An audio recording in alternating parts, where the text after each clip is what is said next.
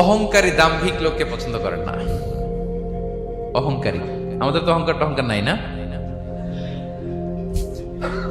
আছে অহংকার? আছে। কিসের অহংকার বলেন?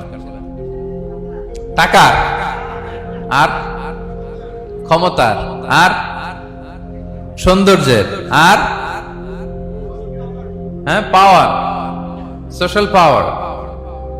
এই যে অহংকার, অহংকারের খাঁচা থেকে মুক্ত রাখো আমাদেরকে তুমি প্রভু হয়ে। পড়েন আমিন। এটা একটা ভয়ঙ্কর খাঁচা। আচ্ছা, অহংকার করার আমাদের আছে কি বলেন তো? কিছুই নেই। আল্লাহ বলে ওয়া খুলিকাল ইনসানু দাঈফা, তোমাদেরকে আমি দুর্বল করে তৈরি করছি। আমরা দুর্বল, শুধু দুর্বল না, দুর্বলের ঘরের দুর্বল। আমার বাপ ছিল দুর্বল, আমার দাদা ছিল দুর্বল, আমরা 14 গোষ্ঠী কি? হাল আতা আলাল ইনসানি হিনুম মিনাদ দাহরি লাম ইয়াকুন শাইআম মাযকুরা। আল্লাহ বলেন একটা সময় ছিল উল্লেখ করার মতো তোমার কিছুই ছিল না। আজকে তো এত লম্বা চওড়া মানুষ, আমরা কিছুই ছিলাম না। আল্লাহ বলেন হাল আতা আলাল ইনসানি হিনুম মিনাদ দাহরি লাম ইয়াকুন শাইআম মাযকুরা। তুমি কিছু ছিলা, একটা সময় কিছুই ছিল না, উল্লেখ করার মতো তুমি কিছুই ছিল না। অস্তিত্বহীনের জগৎ থেকে তোমাকে আমি অস্তিত্ব আনলাম। তোমার বাবার পৃষ্ঠদেশ থেকে তোমার মায়ের গর্ভাশয়ে আমি তোমাকে ফেললাম। সেখানে আমি আল্লাহ তোমাকে একটু একটু করে তিলে তিলে বড় করলাম। 9 মাস 10 মাস পরে মায়ের পেট থেকে দুনিয়াতে তুমি আসলে। দেখেন তো দুনিয়ায় আসার পর আমাদের অবস্থাটা কি?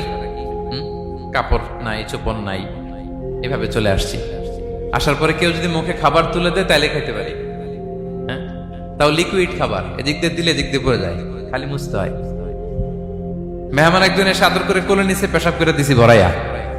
আছে না নাই? হয়েছে না? হয়েছে না? এরকম আদর করে একটা কোলে নিছেন। এখনই না ডায়াপার আসছে মিয়া, আজ থেকে 10 বছর আগে এগুলো ছিল নাকি? প্যাম্পাস ডায়াপার ছিল, এই কাঁথা টাতা নিয়ে কোলে নেওয়া লাগতো, তারপরে দিছে ওদিক দিয়ে জামাটা ভিজে শেষ। ইভেন রাসূল সাল্লাল্লাহু আলাইহি ওয়াসাল্লামের কোলে এরকম বাচ্চারা পেশাব করে দিছে, এরকম হাদিস আছে। আদর করে মায়েরা বাবারা আসলেই তো তার বাচ্চাকে রাসূল সাল্লাল্লাহু আলাইহি ওয়াসাল্লাম কোলে দিতেন, পেশাব করে দিতেন। তো কার কোলে উঠছে এটাও জানি না, পেশাব করে ভরাই দিচ্ছে। পেশাব পায়খানা করে শয়লাভ। লিকুইড দিলে খেতে পারি, শক্ত কিছু খেতে পারি না।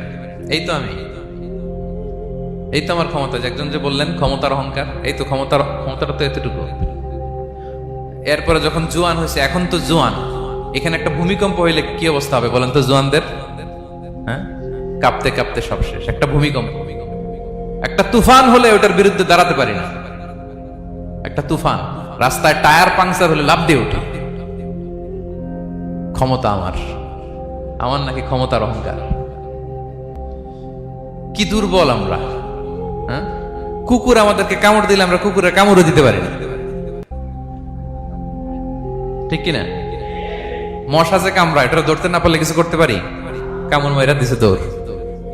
বল্লা পোকা এটা যদি কামড় দিয়ে দৌড় দিয়ে কিছু করতে পারেন? তো কিসের ক্ষমতা আপনার? এরপর আবার যদি 70-80 বছর হায়াত পাই, আবার আগের মতো যেখানে বসি ওইখানেই ডাইরেক্ট। আছে না নাই? বয়স যখন 80 হয়ে যায় আর থাকে শরীরের কন্ট্রোল, আবার যেখানে বসে ওইখানেই পেশাব পায়খানা। খাবার দিলে খাইতে পারি, পিঠটা বাঁকা হয়ে কুজু হয়ে গেছে, এর নাকি আবার অহংকার।